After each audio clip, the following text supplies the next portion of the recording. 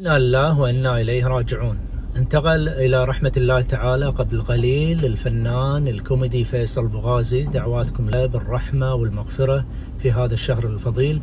وكان الفنان فيصل بوغازي يعاني من أزمة صحية قبل فترات ودش المستشفى وكانت حالته حرجة، وانتقل إلى رحمة الله تعالى اليوم قبل قليل. الله يرحمه الفنان فيصل بوغازي، ادعوا له بالرحمة والمغفرة والله يصبر أسرته الكريمة إن شاء الله. تحياتي لكم، يعطيكم العافية. توفي اليوم السبت الفنان الكويتي فيصل بوغازي عن عمر ناهز 58 عاما بعد معاناة مع المرض. ونعى عدد كبير من الفنانين والجمهور الفنان الراحل، وانهالت التعليقات التي تضمنت الدعاء له بالرحمة والمغفرة.